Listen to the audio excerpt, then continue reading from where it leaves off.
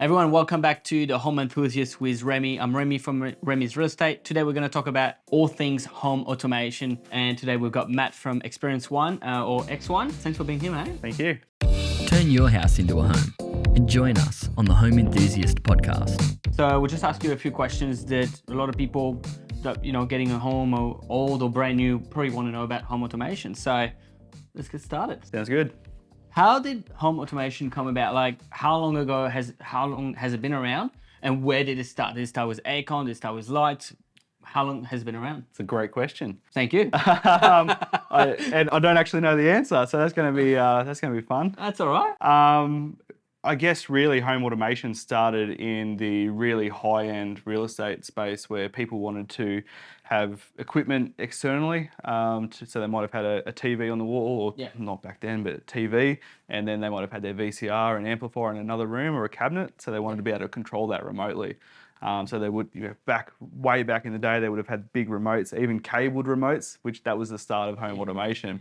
And then over the years, they just stacked on lighting, HVAC, security, Crazy. and all the things that we do now. So we're talking probably the start of home entertainment would have been really the start of home automation as such.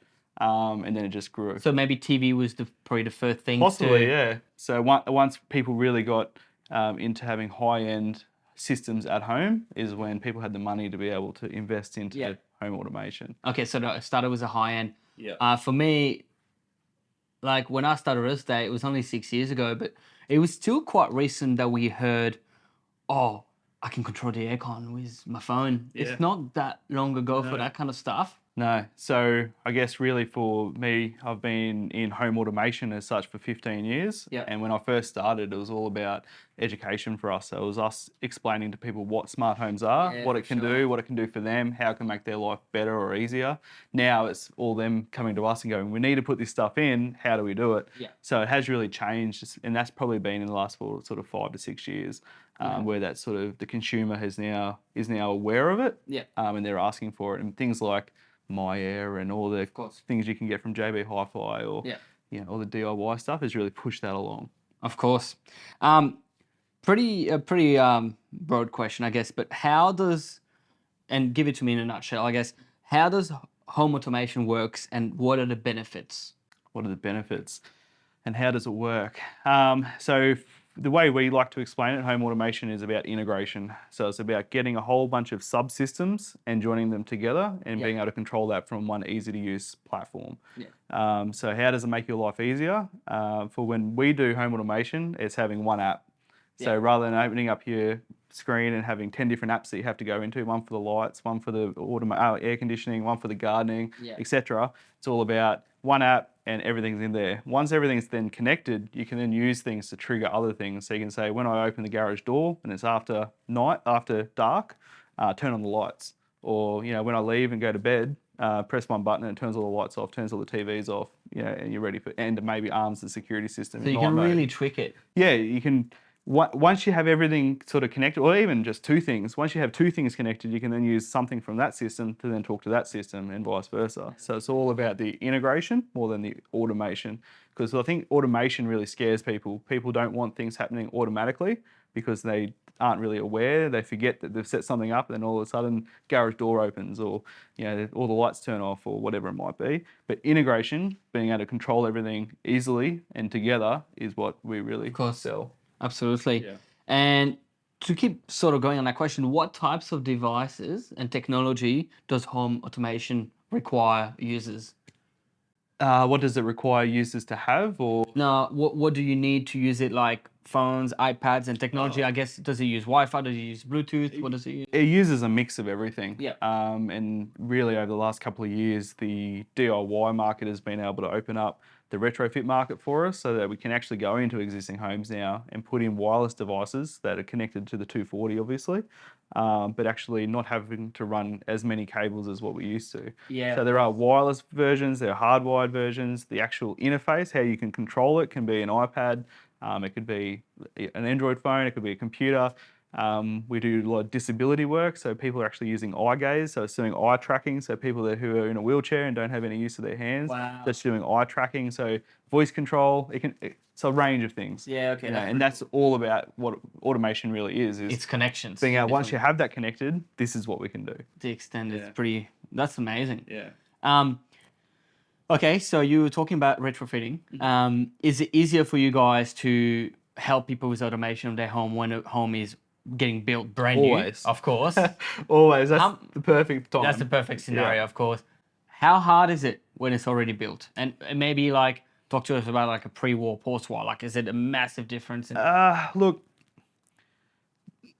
the price difference now is maybe only 10% more. 10% more. 10, Okay, that's maybe not that 15% bad. more, but you're not getting the same quality of equipment. Okay. So the devices that are wireless aren't as good a quality as what the hardwired equivalent would Which be. is much easier in So construction. in terms of if you were to retrofit the good quality equipment, you're probably talking 40 to 50, 60% more. Yeah.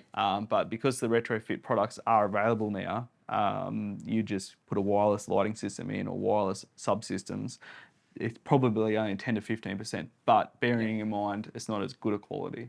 Okay. Yeah. If someone is listening to us right now, they're like, I want an automation system, right? And they're building a brand new house. At what stage do you come in? Is it framework? Is it plastering? Is it electric fitting? Where is it? Yeah, so we follow the electrician. Okay. So you get in touch with them and you do all that? So as like our business and most integrators will actually do the cabling themselves, and Right. they'll just work with the electrician with what they need from them. But we'll follow them all the way through the build. So when they're cabling, we'll then go in and cable. When they do their cut in, we'll go then and do their cut in. But when we want to talk to somebody is as early as possible. When you've got your first sketch of a plan of what you're thinking, we want to talk to you because it takes a little while to realize what you can do. And what we've found with a lot of our customers is not really until their second smart home that they build, they really grasp it. And it's usually because they've been living in a home and we've given them a little bit of everything to play and find out what they like and what they don't like. And then when they build their second home, they get it. They're like, right, we want this there, we want that there. That worked well. That worked Can well. we That do didn't this? work well. Yeah, right. So people, even though the broad terms, and we do a really good job of explaining what it is, you don't really know what you do or don't like until you've got it. Yeah, so the longer we can spend with somebody and have that conversation, the better end result you'll get. Yeah, of course. So if you're building and you're ready to put plaster on the walls and you call us, that's not a great time because you're gonna get rushed. Yeah. The price is going to be the same, Yeah. but you're not going to get You're what gonna you miss want. things, yeah. You were talking at the start that home automation used to be for very high-end real estate. Now we see it even in townhouses, apartments. Is that because there's a lot more choice out there? The price is a lot better. Like, I remember like flat screen TV being completely out of reach for a lot of people like 10 years ago. Yeah. And now everyone has one. Yeah. So is it the same thing for automation? Has it come down? Yeah, supply and demand. More people want it, so the price comes down. Materials? Yeah, I guess technology in itself has gotten cheaper. If you think about how much a computer used to be, Yeah, and TVs again, yeah. Everything has just gotten cheaper because more people want it. They've found ways to make it cheaper. Competition. There's way more choice. Back when automation first started, there was maybe 2 brands in all of the world that did automation, and 3, then 4. Then now, you've got hundreds. Hundreds. But you're the and best hundreds. one. That's why you're called Experience One. just suppliers in general. of course.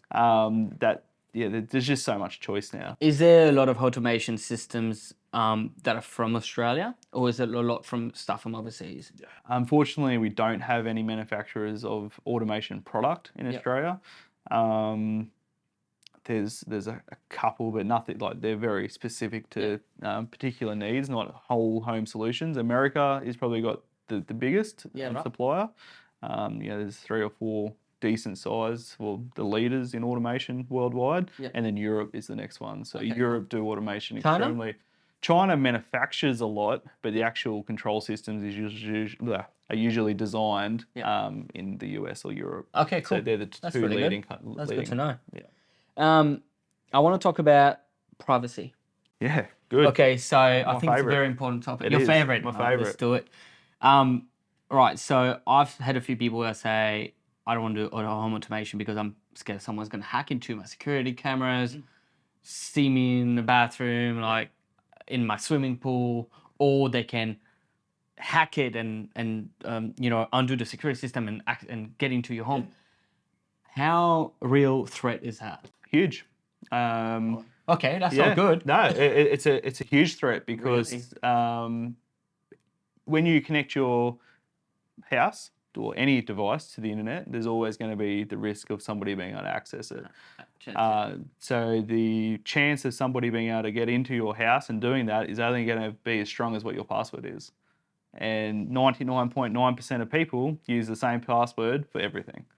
So, and they usually put their dog's name or their cat's name or their birth date or whatever it is. So it's something to be really conscious about. It is. Because you can tap your phone to unlock a front door. Yeah.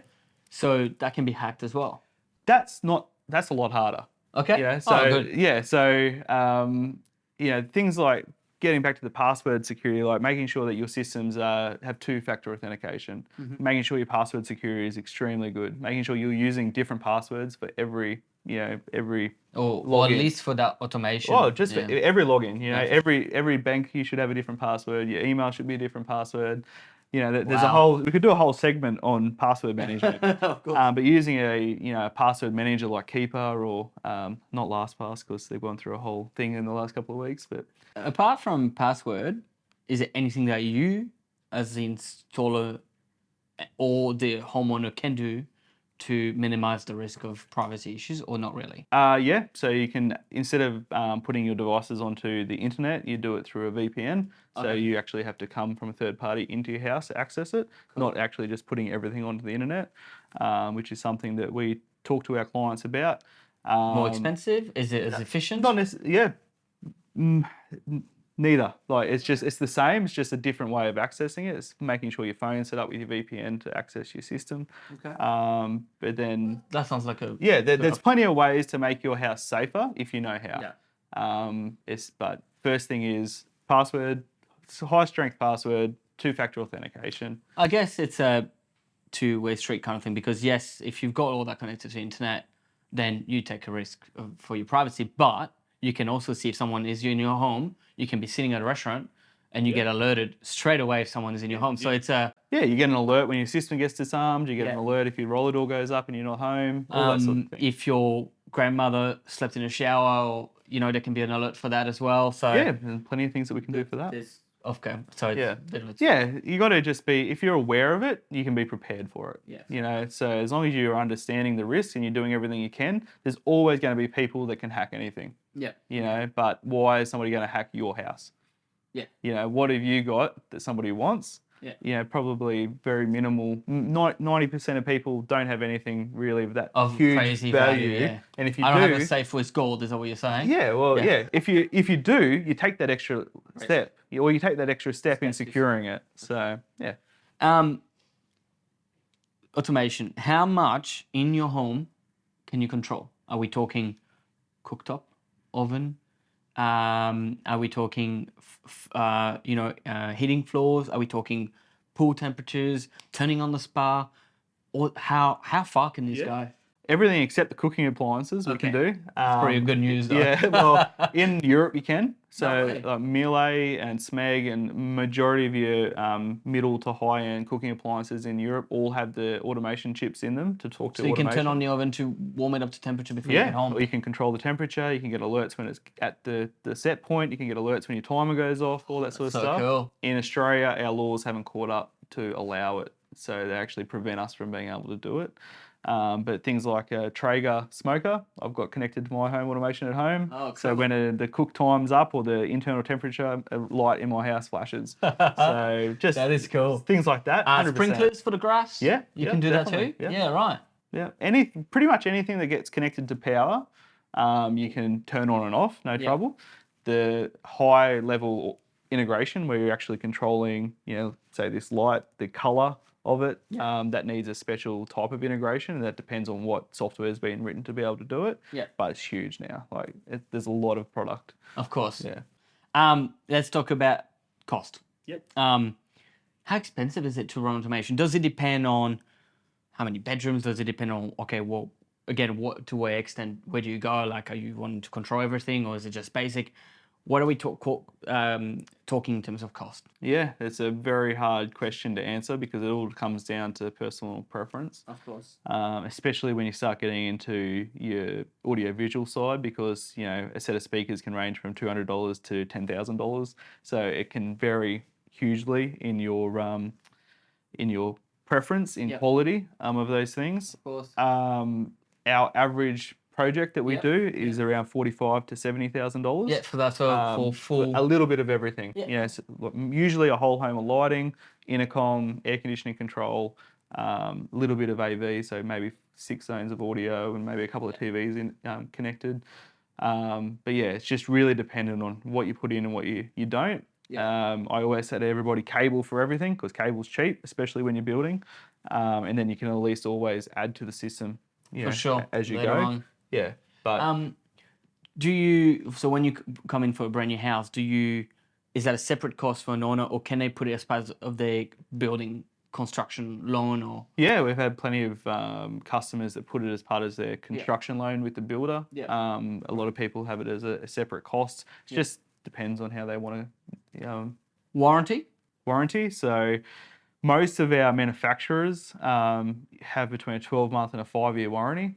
Some have few have a 5, most have at least 12 months. As a integrator, we do a lifetime warranty on all of our workmanship. Okay, great. So for anything that goes wrong with our side of things, Can call you in 20 years, mate, will be there. yeah, 100%. I love it, mate. If we did something wrong, we'll cover it. Yeah, for that's life. pretty good. Yeah, That's awesome. but and then we'll always stand by our manufacturer's warranty. So if you buy an equipment that's covered under warranty, we'll come and remove it for free, take it, get it repaired or replaced, and bring That's it back. amazing. Yeah. That's really cool. That's why you're X1. That's right. Okay, so we've all seen these pretty cool movies where guy takes a date out and they come home and they press their phone and everything turns on romantic, smooth music, curtains closed. Is that possible? 100%. You can do all that? Yeah. With plenty of clients that have asked for the date night button. And turn the fireplace on, bring the lights down. No blinds way. closed. Yeah, 100%. One at temperature. Yeah, whatever you like. That's pretty cool. And that's the benefit of automation. Because of all these systems are already connected, making a scene, which is what we'd call it, is realistically a couple of clicks with a mouse and it's programmed. Can you wake up your children in the other room if they? 100%. Oh, that is good. Yeah. I feel like you've done that before. I have. Yeah. Yeah. We actually had because of our system, you can access them remotely, and we had a wife ring up and say, cancel our remote access. Every time my husband goes away, 3 a.m, he turns all the lights on me and opens the blinds and all that sort of stuff. Hilarious. So they play tricks on each other constantly. But yeah, Or put up the temperature. Yeah, That's amazing. Yeah, it's just people having fun with the. My last question today, I promise. What is the craziest request you have had for home automation? Something you were like, shit, I don't know. That's pretty crazy, but maybe we can do it. So this isn't really crazy, but we've got a client who's an on-call doctor, and he has a button next to his bed. When he gets the call, he presses it, automatically disarms the security system from him, turns his walk-in robe light on to 10%, so he can get in there, get changed without disturbing his wife. Then gives him enough time to walk downstairs, go to the garage door then automatically opens, drives out, and then the security rearms without him having to press one other button. So he's half asleep. Mate. Yeah, so... See, that might not be crazy, but that's really cool. Yeah. That someone that really needs to be somewhere that important can do that. Yeah, and it's just all about timing. He doesn't want to get his phone out. He's got to get there quick. So it's just bang, get dressed, go. Doesn't have to think about anything because everything's just done for him. Yeah. That's amazing. I've got another one if you want it. Go for it. It's not crazy. This is more on the disability space. Yep. So on the disability side, we've got a deaf client. His children aren't deaf. And they just love to go outside. So we've actually set up lights in every room that go to different colours depending on what's happening in the house for him. So if a door opens, the lights go, I think it's blue. If the doorbell rings, it goes red. If something else happens, they change to a different colour. So he knows just wherever he's in the house, if that light goes a colour, bang, this is what's happening in the house, because obviously you can't hear what's going on. So, automation helps in a wide range of different applications. Yeah, absolutely. So it's funny how far we've come from having a little Google Home device. Yeah. And you got to change I think the power points or on the Oh lights. yeah, put their little adapters in or whatever it is. And now you can do all these things. I mean, the very basic home automation, I guess, is Google Home, right? Like we'd say, turn on the lights. Yeah, and that's the DIY path. Yeah.